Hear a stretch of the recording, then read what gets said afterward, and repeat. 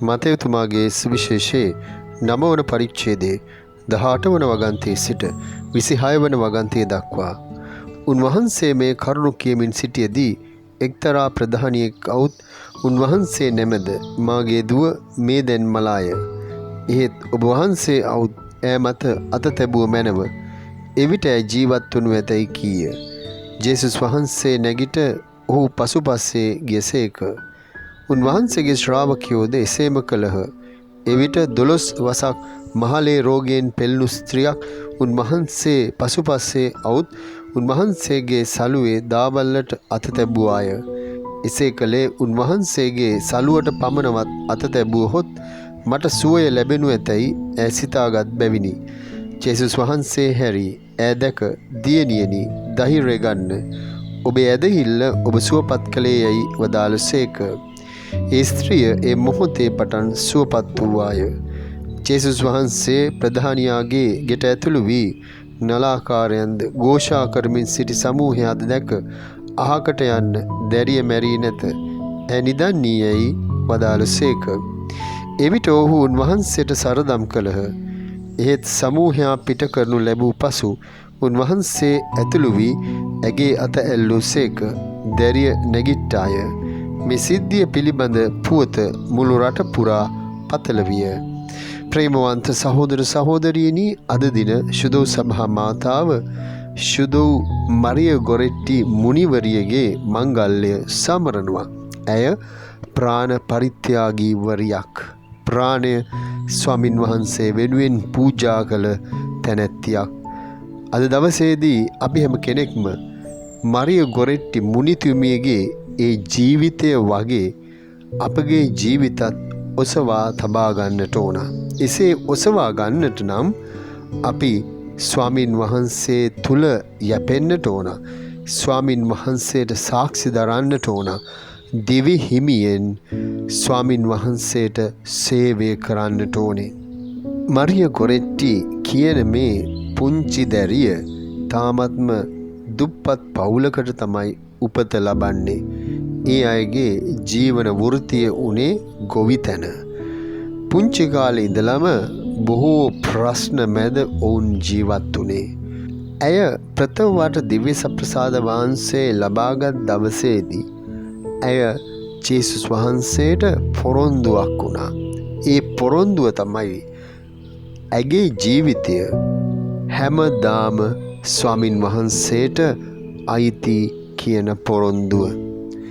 තමන්ගේ ජීවිතය කිසි අයුරකින් විනාශ කරගන්නේ නැහැ, අපිරිසිදු කරගන්නේ නැහැ යන පොරොන්දුව ස්වාමින් වහන්සේට ඇය දුන්නා ප්‍රථම වට දිව්‍ය සප්‍රසාද වහන්සේ ලැබූ දින. ඇය ජීවිතේ උත්සාහ කළා ස්වාමින් වහන්සේට කැපවුණු ජීවිතයක් ගත කරන්නට. ඇගේ චරිතය සුවිශේෂී චරිතයක්. එය අන් අය හමුවේ කැපී පෙනෙන ජීවිත චරිතයක් බවට පත් වුණා. ප්‍රේමවන්ත සහෝදර සහෝදරියනි, ඇය ඇගේ මවට හැකි අයුරින් උදව් උපකාර කෙරුවා ඇගේ ගොවිතැන් කටයුතු වලට. කෙසේ වෙතත් වයස අවුරුදු 12 සපිරෙන්නටත් පෙර ඇයට ඇගේ ජීවිතය පූජා කරන්නට සිද්ධ වුණා ස්වාමින් වහන්සේ වෙනුවෙන්. ස්වාමින් වහන්සේට දුන්න පොරොන්දුවට පටහැනි නොවි ඒ පොරොන්දුව ඉටු කිරීමෙන්. ප්‍රේමවන්තේනි, ඇලෙක්සැන්ඩ්‍රෝ නැමති මේ තරුණයා පුංචි කාලේ ඉඳලා මරිය ගොරෙට්ටිගේ නිවසේ හැදුනේ වැඩුනේ. කිසිසේත්ම කිසිම කෙනෙක් අනුමාන කළේ නැහැ, සැක කළේ නැහැ මේ පුද්ගලයාව. නමුත් ඔහු මරිය ගොරෙට්ටිව නොයෙක් වර පාපයට පොළඹවා ගන්නට උත්සාහ කළා. එසේ උත්සාහ කළත් ඒ උත්සාහයන් සියල්ලක්ම ව්‍යර්ථක වෙලා ගියා. මරිය ගොරෙට්ටි මුනිතුමිය ස්වාමින් වහන්සේට දුන්න ඒ පොරොන්දුව නිසා ඇය මුළුමනින්ම ස්වාමින් වහන්සේට අයිති වෙලා හිටියේ. ප්‍රේමවන්තේනි, මරිය ගොරෙට්ටි මුනිතුමිය එක්තරා දවසක පිහි ඇනුම් කා ලේ විලක් මැද වැටිලා ඉන්නවා. එතුමියගේ මව ගොස් ඇයව උකුලෙහි පුනවා ගන්නවා. ඒ අවස්ථාවේදී මරිය ගොරෙට්ටි අම්මට කතා කරනවා. අම්මට කතා කරලා පෙන්නනවා කුරුසේ ඇන ගහලා ඉන්න ජේසුව.